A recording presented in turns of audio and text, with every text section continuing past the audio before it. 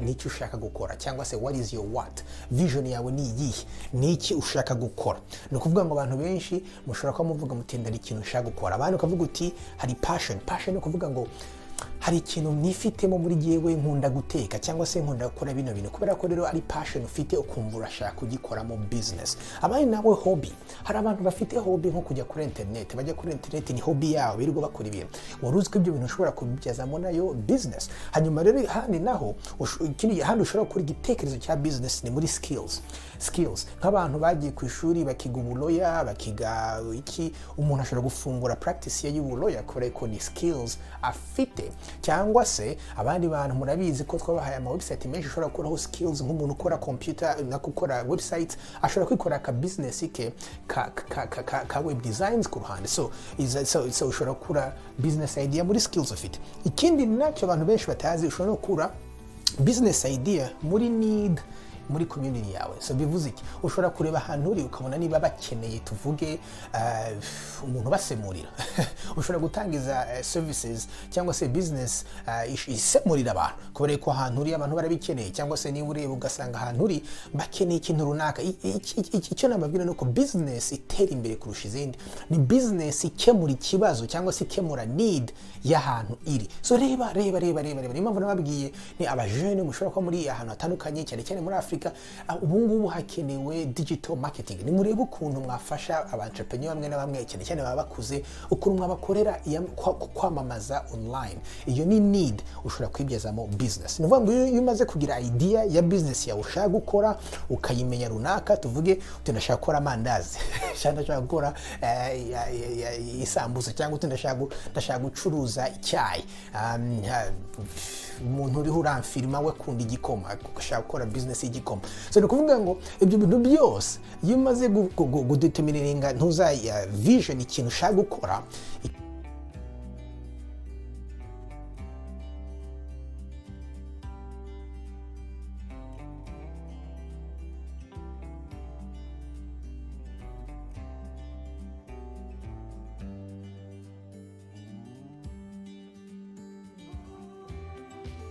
ikindi kintu cya kabiri ugomba gukora ni iki? No researching your competition. Iki ni cyo kintu abantu batajya bibaza. Ni ukuvuga ngo uragenda ukareba abandi bantu bakora nk'ibyo bintu ugiye gukora. So ni ukuvuga ngo niba ugiye gukora akaduka, tuvuge mu mbabare uyu munsi ngiye nkunda inyama, ni ukuvuga ngo urugero rwinshi rw'ibintu nza kubaho uyu munsi baraza ko birimo akanyama. So tuvuge niba umuntu ushaka gukora amasambusa, so ni ukuvuga ngo ugomba kubanza kureba ese abandi bantu bacuruza amasambusa ni bangahe muri kano gace, cyangwa se aho undi shaka kuyacuruza.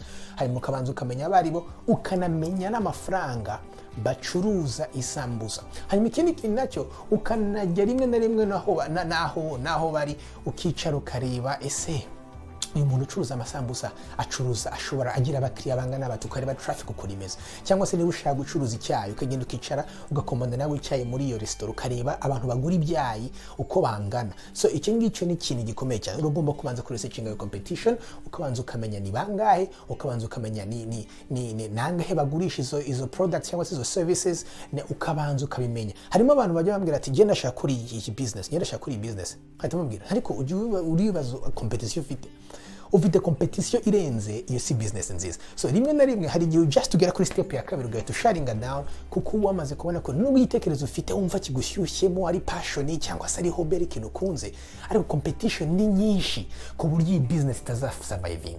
Kuko harimo abandi babitangiye mbere yawe, babikoze neza, bamaze kubaka izina, ugasanga nubwo igitekerezo cyari cyiza, competition iri too much. So ibyo rero nkakubwira nti it's not an idea.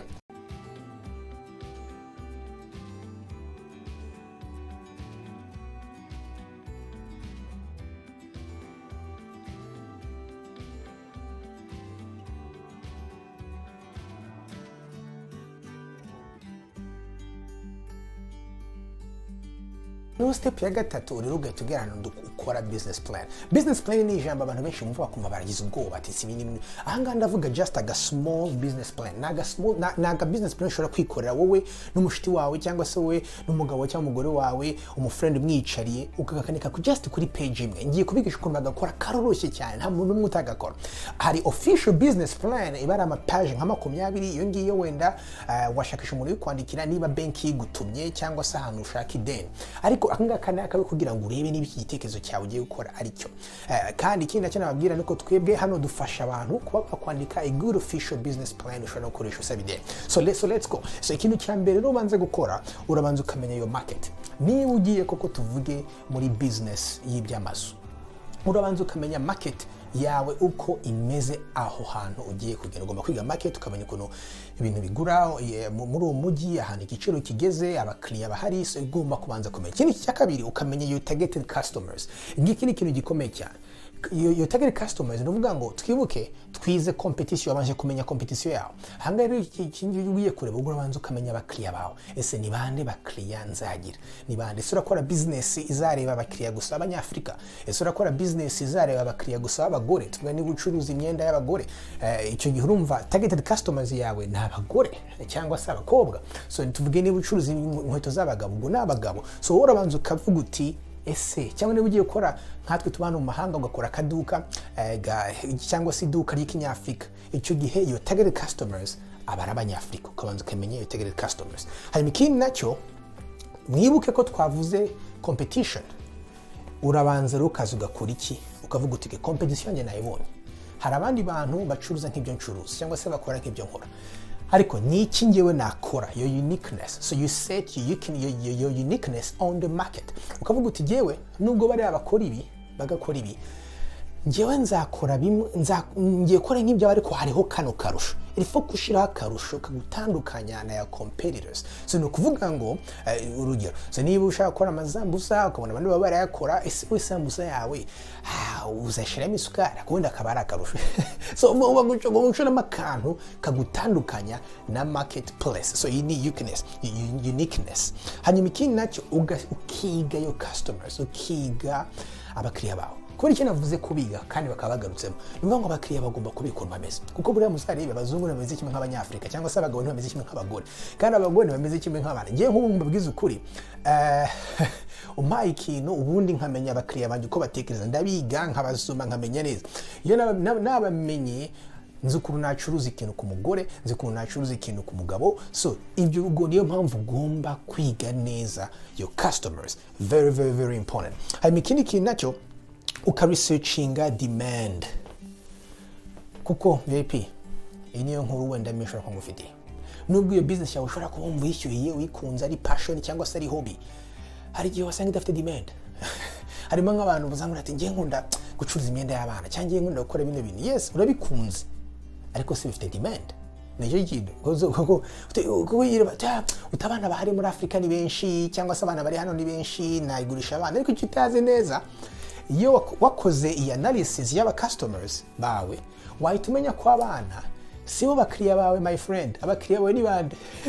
Abakiriya ni ababyeyi bawe bagura iyo myenda, ko umwana ntabwo yigurira. So that's why itangije business uvuga uti abana ni benshi reka ncuruza ibintu by'abana cyangwa se no, menya ko abana bagura ahubwo ababyeyi nibo bagurira. So that's why researching a demand ya business yawe. Niba ushaka gukora ama website menya uti ni bangahe ba entrepreneurs bari hano uruhande rwanjye cyangwa se abantu bakeneye website kugira ngo ese demand abantu bashakisha iki gikorwa ni bangahe. So demand ni ngombwa kuko demand idahari niyo mpamvu business nyinshi zipfa kubera ko zira competing ari nyinshi kandi nta demand ihari. Hanyuma ikindi kintu nacyo udefining your marketing plan. Iki ni ikintu gikomeye. Ntabwo marketing plan by the way ibi byose mvuze mu minota mikeya kugira ngo kuko ari YouTube video ibi nabikoramo class y'icyumweru cyose kuko buri ntuza topiking mfite ibintu byinshi nayivugaho. Kuri marketing plan aha ni hanze sasa uri rutangira gukora marketing ukavuga uti marketing plan yanjye ni iyi. Ese niba ngitangira nta mafaranga ashaka gushira muri kanshire kuri social media zitandukanye ndebe, cyangwa se niba business imaze gutangiza kugira amafaranga reka noneho ngiye na updating njya ahantu ushobora gukora marketing yo kwishyura ko marketing nicyo kintu cya mbere para cya mbere ariko kimwe bya mbere gikomeye muri business kuko you have to get customers to come through your doors. So icyo ni ikintu gikomeye cyane. So marketing plan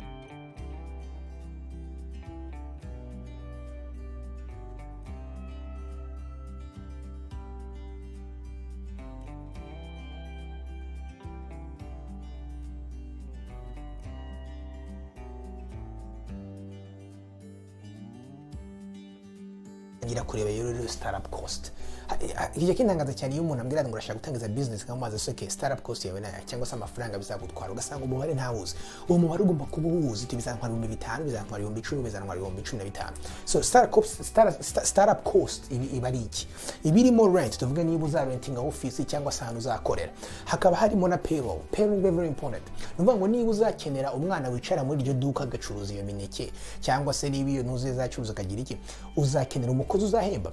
Niba uzamukenera byibuze bara amezi ukwezi kumwe ku mezi 2 uzamuhemba utingiza kuko ushobora kumara amezi 2 utaratangira kwinjiza. So ni byiza ko ufite aya mafaranga nayo ukayashiramo uzahemba umuntu. Hama ikindi kinacho ni legal fees. Cyane cyane nko muri bihugu byo hanze kugira ngo utangire business n'ibiki hari to license ama certification ugomba kugira kandi akenshi usanga haba hari ama fees cyangwa se no gukora ubwayo company hari gihe usanga hari ama fees baguca iyo ngayo nayo ukayashiramo. Hanyuma marketing ni uzariha marketing cyangwa se ni uzayikora for free. Hanyuma ikindi nacho na equipment tuvuge niba restaurant ushaka gukora ese ntazakenerwa amasahani ibiki ibintu byose uzakenera kugira ngo ugure cyangwa se intebe ama office ama computers ibyo bintu byose nazo ni equipment. Hanyuma rero startup cost akenshi ziba ari variable cost no kuvuga ngo ziba zino variable cost zihinduka kubera yuko ni ibintu ugiye kugurira rimwe ariko utazongera kugura. Ariko akaba rero hari na fixed cost. Fixed cost ni kuvuga ngo noro sasa ni bya bintu ugura nako ni bya bintu uriha ariko bizaguma bigaruka. Tuvuge nka rent. Nka rent y'ahantu uzakorera iyo expense zakomeza igaruka cyangwa se payroll cyangwa ibyo bizakomeza bigaruka. So cyangwa se utilities niba uzashyira umuriro amazi internet ibyo ni ibintu bizahora bigaruka. So nuvuga ngo rero ibi mafaranga urataranya ukabona starting cost yawe. Nuvuga ngo startup cost iguhagaze byibuze nk'ibihumbi 15 20 30 icyo gihe nibwo uvuga uti se amafaranga uko ndayafite cyangwa ngiye gushaka abaparteneri cyangwa se partners cyangwa se niba ukunda raising funds. Ibyo byose urumva bideciding wamaze kubona startup costs zawe kuko rimwe na rimwe hari igihe urukanyira gushakisha partners kandi amafaranga yose wari uyafite. So iki ngiki rero ni ikintu ugomba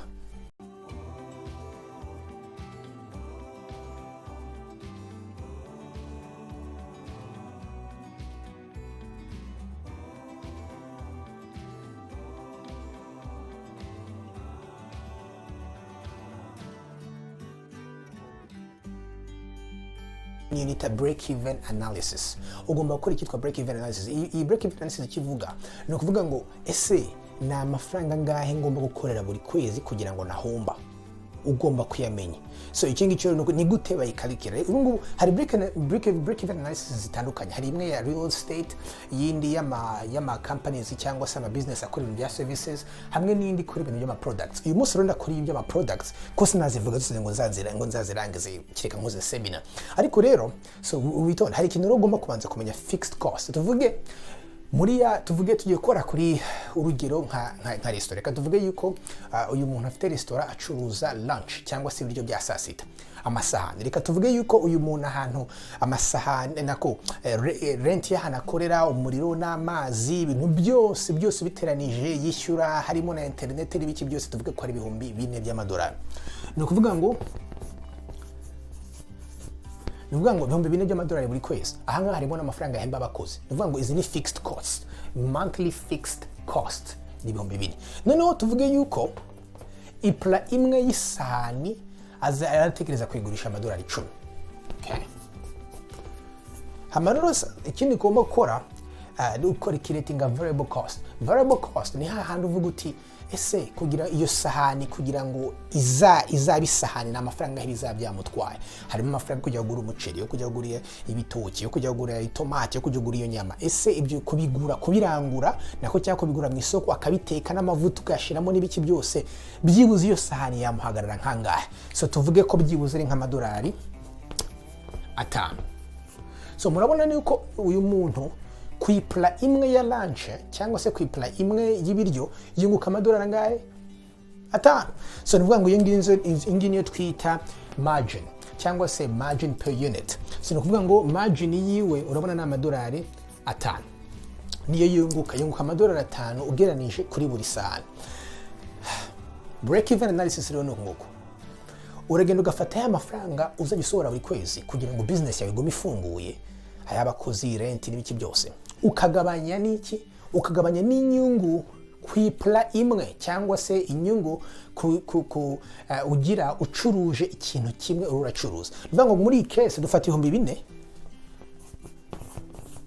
tukagabanya 5 biraduha 800. Nuvuga ngo uyu muntu agomba gucuruza amapla 800 ku kwezi kugira ngo byibuze ntahombe. Iyo bita break even analysis. None ugafata ya 800 ukagabanya n'iminsi uzaba ufunguye mu kwezi. Nuvuga muri iyi example navuga iminsi 30, ariko rebizi ko rimwe na rimwe amaresitora afunga. Ubwo tukoze hano mubare urabona ko ari amapla 26-27 ku munsi uyu muntu agomba gucuruza. None tukavuga ruti uyu muntu yavuze yuko ari lunch. Ese azabona abantu baza kurya rugoro ukazigashira mu masaha. Bivuga ngo na amasaha ngahe aba afunguye ku munsi. Bivuga ngo niba afunguye amasaha 6 ugafata amapla 26 ukayagabanya kangahe 6. Ubwo nanone bikaduha umubare wa hafi 4-5. Ubwo icyo gihe rose akavuga uti ese birashoboka ko iyi business yanjye buri saha nzajya mbona abantu 5 baje kurya? Nuko ukora break even analysis. Niba ubona bidashoboka, niba utabona yuko byibuze buri saha uzabona abantu 5 baje kurya kugira ngo uzuze ya masahani 26-27 buri munsi, ushobora kuzahomba. Cyane rero ugahita ubona yuko break even ni utanayishoboye, niba ubona bizagorana, then ukabona ko business ari good idea. Niyo mpamvu ushatse ugenda ukajya muri competition y'abantu bakora nk'ibyawe, ukicara ukareba byibuza abantu bagira buri munsi kugira ngo urebe ne wowe bigufashe muri break even analysis. Iki ni ikintu gikomeye cyoreka niba business yawe izahomba cyangwa itazahomba, kandi umenya akazi uzashiramo kugira ngo utangire kunguka.